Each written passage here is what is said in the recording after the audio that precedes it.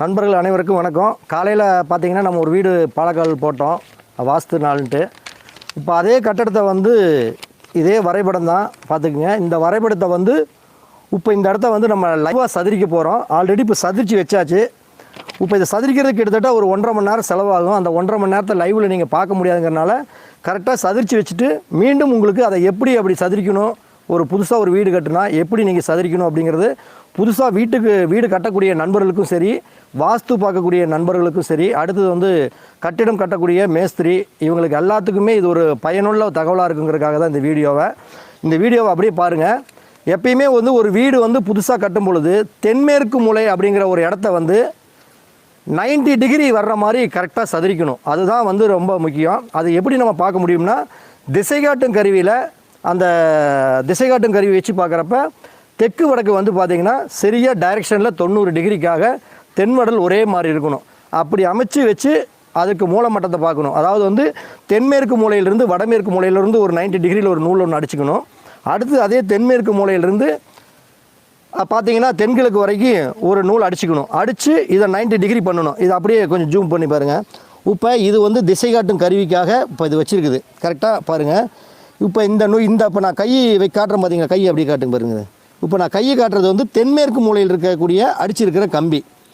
இப்போ இந்த கம்பியிலிருந்து அப்படியே நேராக அந்த பக்கம் காட்டுங்க ஐயா. இப்போ அந்த பக்கம் இருக்குது பார்த்தீங்களா, அங்கே ஒரு கம்பி, அது வந்து வடமேற்கு மூலையில் இருக்க கம்பி. இந்த கம்பிக்கு ஸ்ட்ரெயிட்டாக ஒரு நூல் நம்ம அடித்தாச்சு. அப்படி இந்த பக்கம் பாருங்க ஐயா, அடித்தாச்சு. இது வந்து இப்போ 90 டிகிரிக்காக அடிச்சிருக்குது ஐயா. அப்படி இதை காட்டுங்க. இதை காட்டிட்டு அப்படி அந்த மூளை காட்டுங்களேன். பாருங்கள், இது தென்மேற்கு மூலை.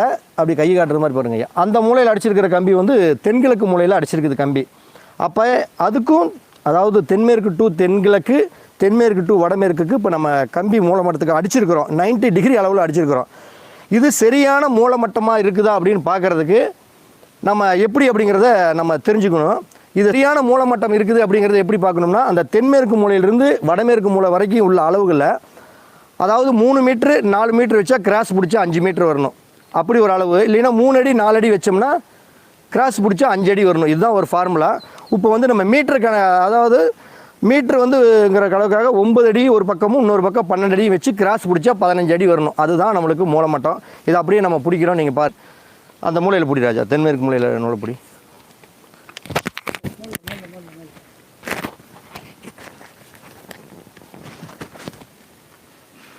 அந்த மூலையில் அப்படி பிடி ஐயா. அந்த இடத்த அப்படி பிடிங்க. அதை பிடிச்சிட்டு இங்கே வந்து பிடிங்க.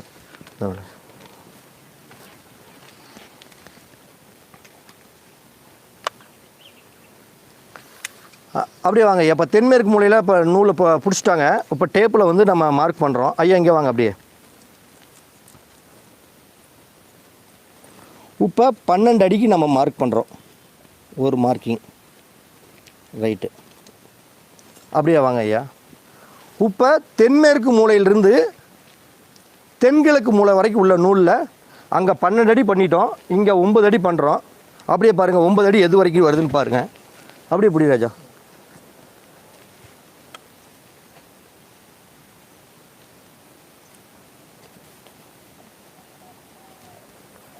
அப்படியே கிராஸ் பிடி ராஜா. போய்ங்க.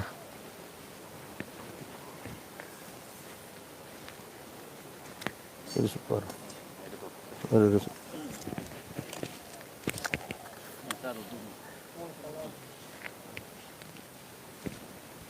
ஐயா அப்படியே போய் இதை பிடிச்சி சூப்பு கையில் அப்படி இதை பிடிச்சி கையில் அப்படியே பிடி ராஜா. ஐயா இங்கே கொண்டாங்க. இப்போ நம்ம பிடிச்சிட்டோம். இப்போ கிராஸ் வந்தால் நம்மளுக்கு 15 அடி சரியாக வரணும். இப்போ 15 அடி நல்லா இழுத்து போடு ராஜா. 15 அடி வருதா அப்படின்னு பார்த்தோம்னா பிடிங்க ஐயா. அப்படியே 15 அடி இப்போ நம்மளுக்கு சரியாக இருக்குது. கரெக்டாக இருக்குங்களா? 5 அடி. இந்த கோடு வந்து 5 அடியில் இருக்கணும். அப்போ அப்படி இங்கே பாட்டுங்க ஐயா. இப்போ வந்து மூலமட்டத்துக்காக இப்போ வந்து இந்த இடம் சரியாக இருக்குது. இப்போ இந்த கட்டடத்தோட நீளங்கள் அகலங்கள் என்னன்னு பார்த்தீங்கன்னா, தெற்கு வடக்கு நீளம் அப்படிங்கிறது வந்து பார்த்திங்கன்னா இந்த இதில் 35 அடி ஒரு அங்கலம். கிழமேரில் வந்து பார்த்திங்கன்னா 28 அடி ஒரு அங்கலம். இதுக்கு வந்து எக்ஸ்ட்ரா பறிக்கிறதுக்காக ஒரு பக்கத்துக்கு வந்து பத்திரி போடுறதுக்காக பக்கத்துக்கு ஒரு 2 இன்ச்சு வச்சு பறிக்கணும். அதை தான் இப்போ நம்ம பண்ண போகிறோம். அப்படியே பிடி ராஜா.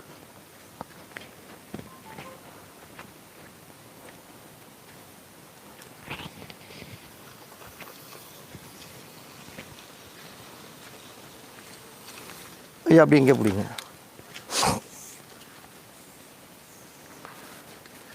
பாருங்கள், தென்மேற்கு மூலையிலிருந்து இப்போ வடமேற்கு மூலை வரைக்கும் 35 அடி 2 அங்குலம் கரெக்டான அளவு நம்ம வச்சுக்கிட்டோம்.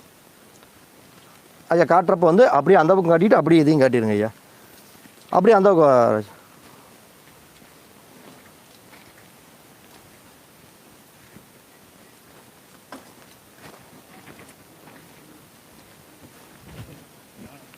அப்படி இங்கே வாங்க ஐயா. இப்போ வந்து பார்த்தீங்கன்னா மேற்கு பக்கம் வந்து பார்த்தீங்கன்னா அதே 35 அடி 2 அங்குலம்னா, தென்வடலில் மேற்கு பக்கம் 35 அடி 2 அங்குலம்னா அதே கிழக்கு பக்கம் 35 அடி 2 அங்குலம் வரணும். பார்த்துக்குங்க. இது அப்படியே ஜூம் பண்ணுங்க ஐயா. 35 அடி 2 அங்குலம் நம்மளுக்கு சரியாக வருது. அப்படியே அங்கேயும் ஜூம் பண்ணி கேட்டுங்க ஐயா. ரைட்டு, அப்படியே வா சூப்பர். ராஜா அங்கே கடைசிக்கு போ. இப்போ அதே மாதிரி பார்த்தீங்கன்னா கிழமேரில் இப்போ நம்ம பார்க்குறோம் அளவுகள் சரியாக வருதா அப்படின்ட்டு. அதாவது தென்மேற்கு மூலையிலிருந்து தென்கிழக்கு மூலை வரை உள்ள நூல் அளவில் பார்த்தோம்னா கரெக்டாக 28 அடி 4 அங்குலம். அதாவது வந்து கிழமேரில் தெற்கு பக்கம் 28 அடி 4 அங்குலம். பார்த்துக்கிட்டிங்களா? சரியான அளவு இதுதான். இதே மாதிரி கிழமேரில் வடக்கு புறமும் சரியாக வரணும். அப்படி அங்கே வருதான்னு பாருங்க ஐயா.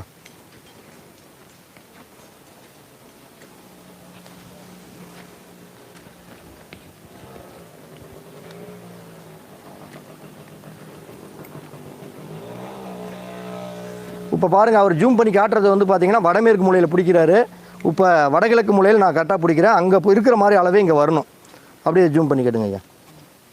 28 அடி 4 அங்குலம் அங்கே வந்தது. அதே 28 அடி 4 அங்குலம். அப்போ நம்மளுக்கு வந்து பார்த்திங்கன்னா 2 பக்கமும், அதாவது கிழக்கு மேற்கு உள்ள அளவுகள் சரியான அளவுகளாக நம்ம சரி பண்ணிட்டோம். இப்போ இதில் வந்து பார்த்திங்கன்னா தென்மேற்கு மூலையிலிருந்து வடகிழக்கு மூலை வரைக்கும் மூலமட்டம் சரியான அளவாக இருக்குன்னு ஒன்று பார்க்கணும். அடுத்து தென்கிழக்கு மூலையிலிருந்து வடமேற்கு மூலையிலிருந்து டேப்பை பிடிச்சா ஒரே அளவாக இருக்கணும். இப்போ பாருங்கள், அந்த அப்படியே போகிறாரு. இப்போ அங்கே போகிறவர் வந்து பார்த்திங்கன்னா தென்மேற்கு மூலையில் டேப்பை பிடிக்க போகிறாரு.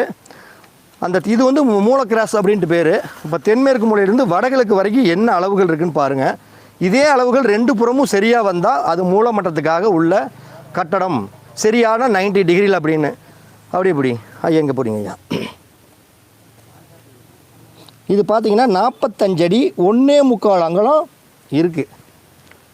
இதே மாதிரி பார்த்தீங்கன்னா வடமேற்கு மூலையிலிருந்து தென்கிழக்கு மூலை வரைக்கும் பார்த்தீங்கன்னா இதே அளவு வரணும். வந்தால் அது மூலமட்டத்துக்காக இருக்குதுன்னு அர்த்தம். அப்படி போசுப்பு முன்னாடி போசுப்பு.